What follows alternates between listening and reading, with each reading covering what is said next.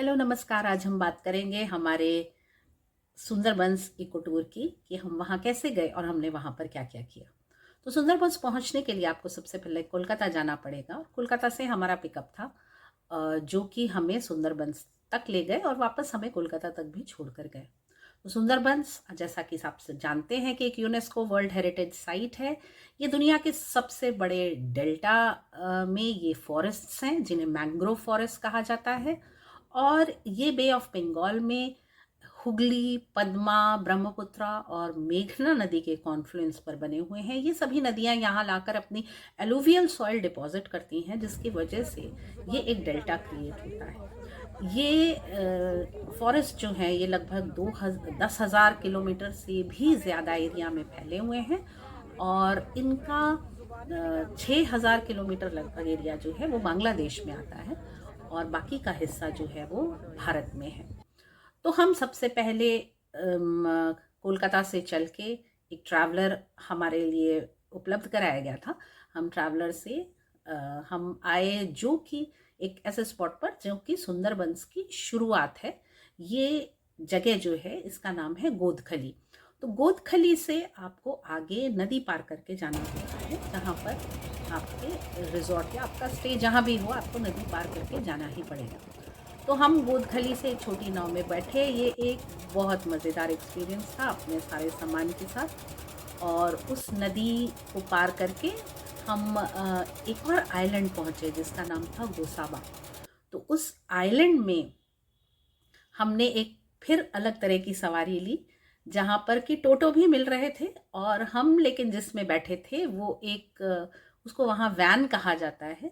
उसमें एक सिर्फ लकड़ी का एक पट्टा लगा रहता है और उस पर आप बैठ करके, वो टेम्पो जैसा ही होता है, उस पर आप जा सकते हैं। तो मैं और मेरी सखी गए थे, तो हम लोगों ने बड़ा एंजॉय किया उसको, क्योंकि उससे हमें पूरे आइलैंड का जो था वो दृश्य बड़ा अच्छा मिल रहा था।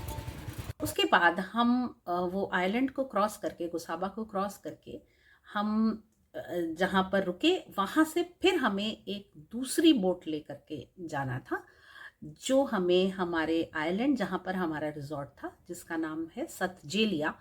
तो सतजेलिया में एक है बैकपैकर्स इको टूरिज्म विलेज। तो वहाँ हम लोग रुके हुए थे और वहाँ तक फिर हम दोबारा एक तीसरी सवारी लेकर के हम वहाँ पर पहुँचे। जब हम वहाँ पहुँचे तो पहली बार एक टाइड का हमने देखा कि टाइड कैसे ऊंची होती है या ऊपर जाती है या नीचे होती है, हाई टाइड या लो टाइड के हिसाब से। वहाँ पर बांस से रास्ता बनाया गया था, पुल जैसा, जिस पे चढ़कर हमें अपने रिजॉर्ट तक पहुँचना था। रिजॉर्ट बेहद खूबसूरत था और वहाँ पर उन्होंने इस बात का बहुत ध्यान रखा था कि इको प्रिजर्वेशन जितना अधिक किया जा सकता है उतना अधिक करें वहाँ पर। तो ज़्यादा से ज़्यादा उसको नेचुरल सराउंडिंग्स को प्रिजर्व करने की कोशिश की गई थी। हम जिस हट में रुके थे वो हट भी मिट्टी की बनी थी, मिट्टी और उसकी भूसे की छत थी। तो वो हमारे लिए एक नया अनुभव था।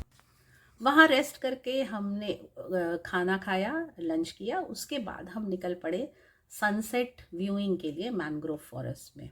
बहुत ही खूबसूरत नज़ारा था और हम वहाँ पर एक छोटी नाव से हम लोग गए और वो नाव हमें बिल्कुल मड फ्लैट्स तक लेकर के गई, जहाँ पर कि हमने नाव से उतरकर उस स्वैम्प में हम चले और अपने पैरों के नीचे उस नरम मिट्टी का जो अनुभव था वो बहुत ही अनोखा था।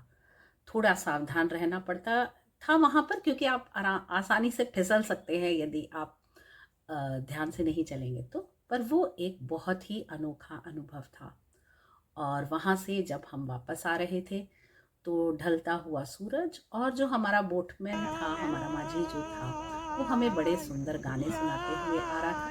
तो वो एक बहुत ही अनोखा एक्सपीरियंस था। जब हम आए वापस लौटकर तो चाय नाश्ता तैयार था हमारे लिए और उसके बाद वहाँ पर एक कल्चरल फोक डांस का प्रोग्राम भी उन्होंने ऑर्गेनाइज किया हुआ था। और वहीं गांव के पास के गांव की महिलाएं, लड़कियां वहाँ पर वो नृत्य प्रस्तुत कर रही थी और हमें बहुत मज़ा आया उनके साथ डांस करके। उसके बाद नाइट सफारी के लिए हम लोग निकले जो कि बिल्कुल शांत, रात के समय एकदम शांति से आप सिर्फ जंगल के बीच में चले जा रहे हैं और आपको जंगल की सारी आवाज़ें सुनने का अनुभव होता है। और अगर आप नाव पर लेट जाएं तो आपको पूरा खुला आसमान तारों से चमकता हुआ दिखाई देता है। और साथ ही अगर आप उस पानी में ज़रा सा हाथ डालेंगे तो आपको बायोल्यूमिनेसेंस दिखाई देती है, पानी एकदम जगमगाने लगता था।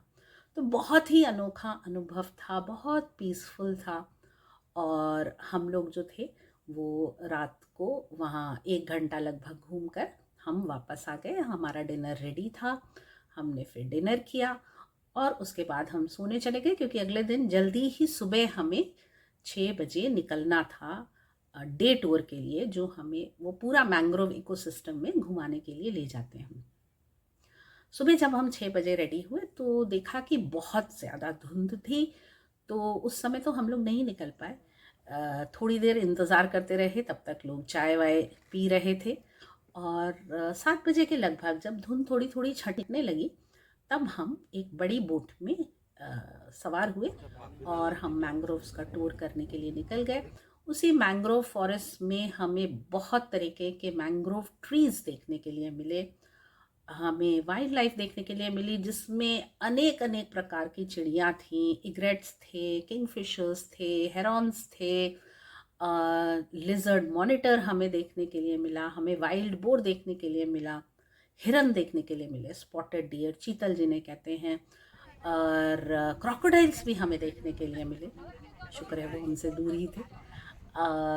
बंदर, लाल मुंह वाले जो रीसस मंकी होते हैं, वो हमें देखने के लिए मिले। टाइगर देखना बहुत कठिन है वहाँ पर, लेकिन उस नाव में दिन भर घूमने का अनुभव बहुत ही अनोखा था। और वहाँ पर जब वो घुमाने ले जाते हैं तो वो हमें 3 वॉच टावर्स हैं, जिसमें कि सजने खली वॉच टावर जो है वो सबसे मशहूर है। तो वहाँ वो हमें ले गए थे, वहाँ से हमको पूरा मैंग्रोव्स का बहुत सुंदर व्यू मिलता है। और उसके बाद हम लोग शाम को वापस आए, तो हमारा उस दिन भर का सुबह का नाश्ता, खाना, शाम की चाय सब हम लोगों का बोट पर ही था। और सूरज ढलते ढलते हम वापस आ गए। और उसके बाद हम अ, थोड़ी देर के लिए ऐसे ही गांव में घूमने के लिए निकल गए। शाम का दृश्य कैसा होता है गांव का। फिर हम आए तो हमारा डिनर रेडी था। डिनर के बाद हमने रेस्ट किया, क्योंकि उस दिन पूरे दिन हम बहुत थक चुके थे। और अगले दिन सुबह हमारी वापसी थी। सुबह लेकिन हम 7 बजे हमारा एक विलेज टूर भी था। तो गांव के लोग क्या क्या काम करते हैं, सुबह के समय उनकी दिनचर्या कैसी होती है, वो सब हम लोग घूम रहे थे, वो सब हम लोग अनुभव कर रहे थे। बड़ा मज़ा आ रहा था, कुछ बच्चों के साथ बातचीत भी किया वहाँ पर। और उनकी दिनचर्या कैसी होती है। और उस गांव का एक बड़ा खूबसूरत सा जो एक चीज़ जो हमने देखने के लिए, एक बड़ी खूबसूरत देखने के लिए मिली, वो थी एक, वहाँ पर एक कमल का एक बहुत बड़ा सा तालाब था, जिसमें सुबह के समय सैकड़ों कमल खिले हुए थे और वो दृश्य बेहद खूबसूरत था। वहाँ के सीधे सरल लोगों से मिलकर, उनसे बात करके, वो लोग हिंदी भी बोल पा रहे थे, बांग्ला तो बोलते हैं लेकिन हिंदी समझ पा रहे थे वो लोग, बच्चे लोग हिंदी अच्छी बोल पा रहे थे। उन्होंने कहा कि स्कूल में वो अंग्रेज़ी भी पढ़ते हैं बांग्ला के साथ साथ, तो हिंदी वो अच्छी बोल पा रहे थे। तो बहुत अच्छा अनुभव रहा। उसके बाद हम वापस आकर के हमने अपना ब्रेकफास्ट किया और हम वापस कोलकाता की तरफ रवाना हो गए। इस बार हमारी पूरी जर्नी जो थी एक बेहद खूबसूरत सजी हुई बोट में थी। तो इस बार हम वो आइलैंड क्रॉस करके नहीं आए, 2 बोट्स चेंज करके नहीं आए। इस बार एक पूरी बोट से ही हम लोग जो थे वो उसमें सवार होकर हम वापस कोलकाता आ गए। एक बहुत प्यारा अनुभव रहा, एक बहुत सुंदर अनुभव रहा।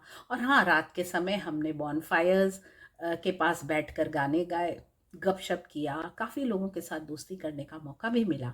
अलग अलग देशों से लोग आए थे, कुछ जर्मनी से आए थे, कुछ जापान से आए थे, कुछ लंदन से आए थे। उन लोगों के साथ बात कर उनके बारे में जानने का भी हमें बहुत अच्छा अवसर मिला। जब कभी मौका मिले ज़रूर जाइए सुंदरबंस। और सबसे बड़ी बात कि ये हमारा पूरा ट्रिप जो था कलकत्ता से कलकत्ता तक का, ये 6,000 रुपये के अंदर था एक व्यक्ति का। काफ़ी सस्ता है, काफ़ी कुछ आपको देखने के लिए, अनुभव करने के लिए मिलता है। आशा है आप सुंदरबंस ज़रूर जाएंगे। नमस्ते।